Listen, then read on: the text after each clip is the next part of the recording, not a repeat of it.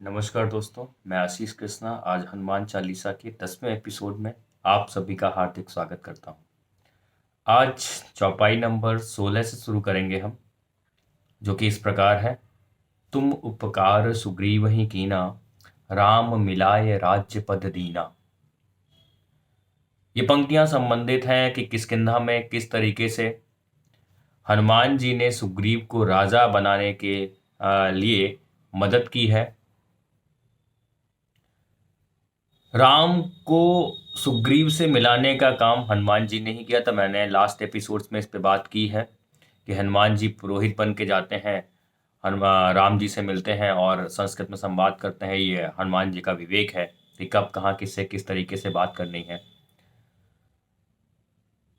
तो बेसिकली ये बताता ये भी है कि जब सुग्रीव से राम जी मिलते हैं और राम से सुग्रीव जी मिलते हैं तो दोनों लोगों की समस्याएं लगभग एक जैसी हैं।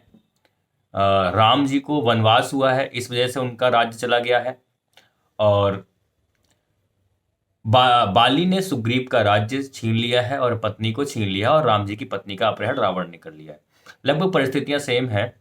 तो दोनों लोगों का एक म्यूचुअल अंडरस्टैंडिंग होती है कि समस्याएं हम आपकी मदद करेंगे और आप हमारी मदद करेंगे। और वैसे भी धर्म का कॉन्सेप्ट है कि धर्म में आप जो प्राप्त करने के उद्देश्य से कुछ अर्पित करते हैं, लेकिन उसमें एक बेसिक कॉन्सेप्ट ये है कि जो आप प्राप्त करते हैं वो आपका व्यक्तिगत नहीं होता है। जैसे हम यज्ञ में आहुति डालते हैं तो हम भगवान को या ईश्वर को जिसकी भी आराधना कर रहे हैं उसको हम अर्पित करते हैं और यथेष्ट इच्छा पाने पूरी करने के लिए हम उनको अर्पित कर रहे होते हैं। लेकिन वो जो प्राप्त करना है वो व्यक्तिगत नहीं होता है। इसमें कहानी आती है कि एक बार किष्किंधा के राजा हैं जिनका नाम है रीछ। वो तालाब में गिर जाते हैं और स्त्री के रूप में परिवर्तित हो जाते हैं। तो उनका रूप देखकर दो भगवान लोग उनके मोह में बस में आ जाते हैं, उनके प्रेम में आ जाते हैं। उनमें से एक भगवान है इंद्र भगवान और एक भगवान है सूर्य भगवान। तो इंद्र भगवान जब रीछ के स्त्री स्वरूप से प्रेम करते हैं तो बाली के रूप में संतान उत्पन्न होती है। और जो सूर्य भगवान उस रीछ के रूप में स्त्री से जब प्रेम करते हैं तो सुग्रीव के रूप में संतान प्राप्त होती है। और जो रीछ है वही दोनों बच्चों की यानी कि बाली और सुग्रीव का माता भी है और पिता भी है। तो यहाँ पर कहानी आती है बाली ने बलपूर्वक किष्किंधा, क्योंकि जब रीछ जब अपनी अंतिम सांस ले रहे होते हैं तो कहते हैं कि दोनों लोग एक वक्त पैदा हुए, एक तरीके से पैदा हुए, दोनों की समान उम्र है, दोनों भाई हो, तो जो साम्राज्य है हमारा किष्किंधा उसको दोनों आपस में बराबर बराबर बांट लेना। तो फाइनली एक युद्ध में जाते हैं तो सुग्रीव बाली लौट के नहीं आते हैं तो सुग्रीव को लगता है कि बाली मर गए हैं। तो बाली उस साम्राज्य पूरा राज करने लगते हैं। लेकिन फाइनली बाली लौट के आते हैं, जीत के आते हैं। तो फिर बाली को जब लगता है इन्होंने मेरा साम्राज्य ले लिया तो बाली बलपूर्वक सुग्रीव का भी साम्राज्य ले लेता है और सुग्रीव की पत्नी का अपहरण कर लेता है या उस सुग्रीव की पत्नी को भी अपने अधिकार में ले लेता है।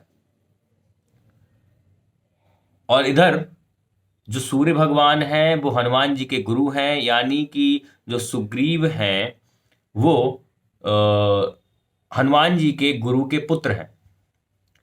तो पुत्र की चिंता हर पिता को होती है।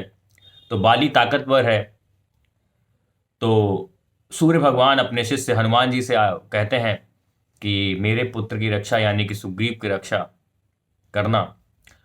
तो हनुमान जी सुग्रीव की रक्षा कैसे करते हैं? एक बार युद्ध हो रहा होता है, बाली सुग्रीव के साथ युद्ध कर रहा होता है। तो हनुमान जी से कहा है सूर्य भगवान ने कि तुमको मेरे पुत्र की रक्षा करनी है, ये नहीं कहा बाली को मारना है। तो जब बाली सुग्रीव के ऊपर हमला कर रहा होता है तो हनुमान जी बाली का पैर पकड़ लेते हैं और इतनी जोर से जकड़ लेते हैं उसको कि वो हनुमान जी से अपने को छोड़ने के लिए भीख मांगता है। तो हनुमान जी सुग्रीव से राम को मिलाते हैं और फाइनली फिर इस पूरे युद्ध में जब हनुमान जी से राम जी मिलते हैं और राम जी को सुग्रीव से हनुमान जी मिलवाते हैं तो फिर म्यूचुअल कॉपरेशन में दोनों की समस्याएं सेम है। तो बाली मारा जाता है। राम जी उसको पेड़ के पीछे से छिपके मारते हैं। तो यहाँ पर एक क्वेश्चन ये आता है कि बाली को छल से मारा राम जी ने।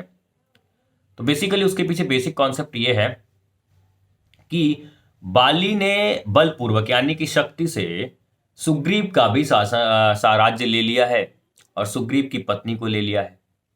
यानी कि बल बल यानी कि जंगल का नियम, यानी कि जिस व्यक्ति ने जंगल के नियम को फॉलो करते हुए चीजें की हैं उसको भी जंगल के नियम से मारना कोई अधर्म नहीं है। जंगल के नियम यानी कि छल से मारना कोई भी अधर्म नहीं है। तो फिर फाइनली सुग्रीव जब राजा बन जाते हैं तो राम जी ने जो उपकार किया है वो भूल जाते हैं। तो फिर लक्ष्मण गुस्से में कहते हैं कि भाई तुमने वादा किया था पूरा करो वरना आर पार हो जाएगा। लेकिन हनुमान जी बड़े सौम्य राम जी बड़े सौम्य स्वभाव के हैं। वो कहते हैं ठीक है, ये ह्यूमन का नेचर होता है, ठीक है अगर कर रहे हैं तो मदद ठीक है, वरना हम तो कर ही रहे हैं अपना काम। फाइनली हनुमान जी सुग्रीव को रिकॉल करवाते हैं कि तुम कैसी परिस्थितियों में थे, तुमको राम जी ने निकाला था, तुमको तुम्हारे भाई के पापों से राम जी ने निकाला था और आज तुम राम जी से ही वादा खिलाफी कर रहे हो। तो फाइनली सुग्रीव जी मान जाते हैं और फिर राम जी का साथ देते हैं बरसात का मौसम गुजर जाने के बाद।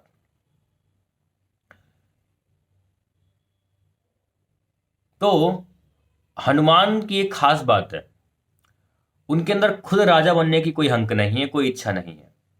वो सेवक बन के खुश हैं, यानी कि वो अपने अधिकार, अपनी शक्ति, अपनी पावर, अपने विवेक, अपनी बुद्धि का प्रयोग दूसरों पर कंट्रोल करने के लिए इस्तेमाल नहीं करते हैं। वो लोगों की भलाई के लिए, परोपकार के लिए इस्तेमाल करते हैं। अगली चौपाई आती है, तुमरो वन मंत्र विभीषण माना, लंकेश्वर भय सब जग जाना।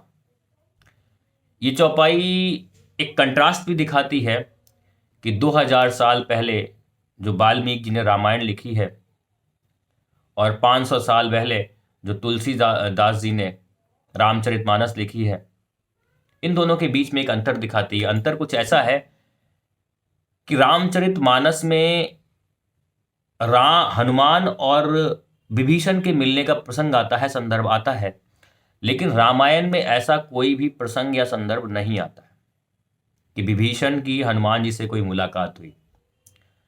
तो रामचरितमानस में जहां पर हनुमान जी और विभीषण के मिलने की बात आती है वहां पे कुछ इस तरीके से आती है कि हनुमान जी लंका जा रहे होते हैं। जब लंका जा रहे होते हैं तो लंका में पहुंचते ही उनको एक कुटिया में एक व्यक्ति है जो राम नाम का जाप कर रहा है, वो करते हुए मिलता है। तो हनुमान जी देखते हैं कि भाई इस रावण की लंका में राम जी का जाप कर रहा है कोई। तो हनुमान जी विभीषण से मुलाकात करते हैं और विभीषण ये सुन के कि ये राम जी के दूत हैं प्रसन्न होता है और हनुमान जी को अशोक वाटिका में जाने के लिए गाइडलाइन देते हैं विभीषण कि जाओ अशोक वाटिका में सीता जी हैं, उनसे मिलो। तो यहाँ पर एक नैतिक कारण तो ये है कि जो विभीषण है वो अपने भाई रावण से इसलिए खफा है क्योंकि उसने एक स्त्री का हरण किया है। और इसका अगर राजनीतिक कारण देखा जाए तो कुछ ये है कि रावण के द्वारा सीता जी के अपहरण करने से लंका की जो इमेज है, जो रेपुटेशन है, वो स्टेक पे आ गई है। और इसमें अगर धार्मिक वजह देखी जाए तो ये है कि जैसा राजा होता है वैसी प्रजा बन जाती है। आज रावण ने अपहरण किया है तो कल इतनी सारी लंका की प्रजा भी यही करने लगी तो फिर तो कोई स्त्री सेफ बचेगी ही नहीं। तो फाइनली विभीषण इन सारे चीजों के बाद युद्ध के वक्त राम जी को रावण के सारे सीक्रेट बता देता है और फाइनली रावण मारा जाता है। तो यहां एक प्रश्न ये उठता है कि धर्म बड़ा है या वफादारी बड़ी है, या धर्म और वफादारी यानी कि भाई के प्रति जो वफादारी है उसकी वो बड़ी है या धर्म बड़ा है। तो इसके पीछे अगर हम जाएंगे तो एक चीज देखने को मिलती है कि रावण ने भी अपने बड़े भाई कुबेर से बलपूर्वक लंका छीनी है। बलपूर्वक यानी कि जंगल के नियम से रावण ने जंगल के नियम से अपने भाई से कुबेर से लंका छीनी है। यद्यपि रावण एक ब्राह्मण है, ज्ञानी है, लेकिन उसको आत्मज्ञान नहीं है, वो आत्मज्ञानी नहीं है।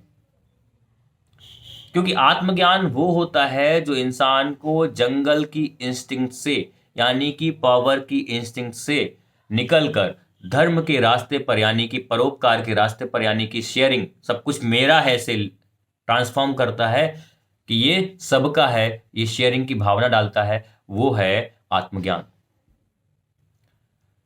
तो यहां पर विभीषण जो राम जी का साथ देता है, वो सभी की भलाई के लिए देता है, यानी कि लंका के सारे लोगों के लिए भलाई के लिए देता है। और उधर राम जी की भी भलाई है कि उनकी पत्नी को बंधक बना रखा है। तो धर्म का सार ही परोपकार है, और दूसरे की मदद करना ये इंसानियत है। तो इंसानियत से बड़ा कोई धर्म होता नहीं है। तो इसलिए हनुमान जी की, राम जी की पूजा करते वक्त हमको केवल उस धर्म के बैरियर, तथा कथित राजनीतिक बैरियर और समय के साथ साथ धर्म की जो परिभाषाएं चेंज हो गई हैं उस पर नहीं टिकना है। धर्म बहुत ब्रॉड टर्म है, धर्म बहुत कुछ सिखाता है, धर्म जीने की पद्धति है। तो इंसानियत से बड़ा कोई धर्म नहीं है, इसलिए उस इंसानियत के खातिर विभीषण राम जी का साथ देते हैं और रावण जैसे पापी का वध होता है। अगली चौपाई यानी 18वीं चौपाई आती है। जुग सहस्त्र जो जन पर भानु, लिल्यो ताहि मधुर फल जानू। अगर आप देखेंगे पूरी हनुमान चालीसा या हनुमान जी की जो लाइफ है, वो एक सीक्वेंस में नहीं है। वो पीछे जाती है, पास्ट में लौटती है, फ्यूचर में जाती है, फिर प्रेजेंट में बात करती है, यानी कि स्कैटर्ड वे में है। तो एक कहानी आती है, बचपन में हनुमान जी ने सूर्य को मीठा फल जानकर, संतरे जैसा लगता है दूर से, तो मीठा फल जानकर निकल लिया है। तो ये बेसिकली एक सिंबॉलिक टर्म है। किस बात का सिंबॉलिक टर्म है? ये बताता है कि हनुमान जी समय और क्षेत्र, यानी कि टाइम एंड स्पेस, दोनों को कंट्रैक्ट कर सकते हैं, दोनों को समेट सकते हैं, सीमित कर सकते हैं, संतुलित कर सकते हैं, कंट्रोल कर सकते हैं। जुग सहस्त्र योजन पर भानु, लिल्यो ताई मधुर फल भानु। और बहुत लंबी दूरी भी तय कर सकते हैं हनुमान जी। कुछ लोग जुग सहस्त्र योजन को ऐसे फ्रेज के रूप में लेते हैं, तो वो कहते हैं कि ये जो टर्म है ये बताता है सूर्य से पृथ्वी के बीच में दूरी। अगर आप जुग पे जाएंगे तो जुग का मतलब होता है 1200 का समय,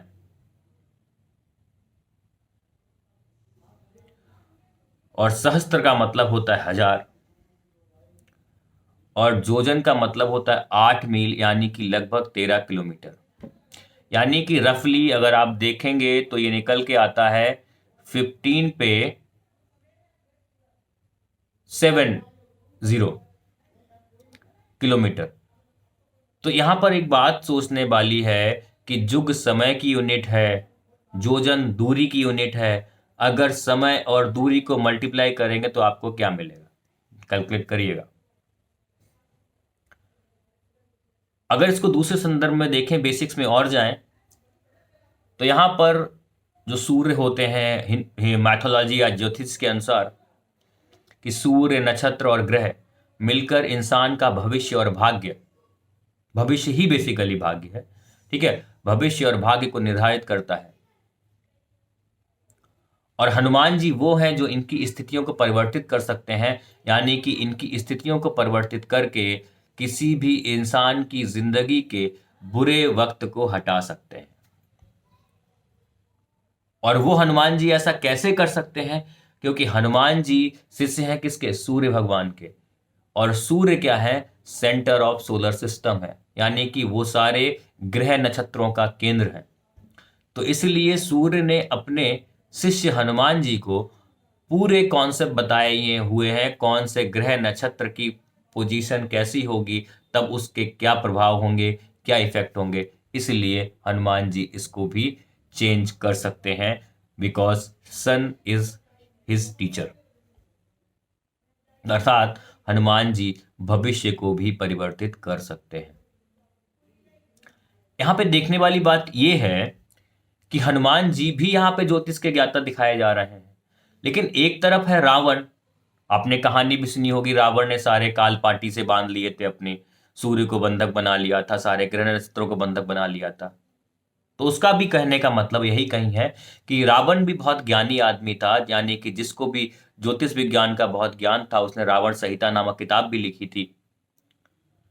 लेकिन एक अंतर है हनुमान जी और रावण में। अंतर यह है कि हनुमान जी इन सारे ज्योतिष विद्याओं का इस्तेमाल दूसरे के उपकार के लिए, परोपकार के लिए, जग भलाई के लिए करते हैं, यानी कि दूसरे के भविष्य में आने वाली परेशानियों को दूर करने के लिए करते हैं। लेकिन रावण इन सारे ग्रह नक्षत्र यानी कि ज्योतिष के ज्ञान को अपने आप की समृद्धि के लिए करता है। तो ये है हनुमान जी और रावण में अंतर। हनुमान चालीसा तो पढ़ते हैं, हनुमान चालीसा पढ़ते वक्त, हनुमान चालीसा पढ़ने के पहले, हनुमान चालीसा पढ़ने के बाद आपने कितने लोगों की भलाई की, ये बहुत बड़ा क्वेश्चन है। तो puja and rituals are not that much important, but the basic truth is that much important which will decide and direct your life. तो आज के लिए इतना ही। अगले एपिसोड में 19वीं चौपाई के साथ प्रभु मुद्रिका मेल मुख माही, जलधि नादि गए अचरज नाही। तो अगले एपिसोड में मिलेंगे, तब तक के लिए जय हनुमान, जय श्री राम।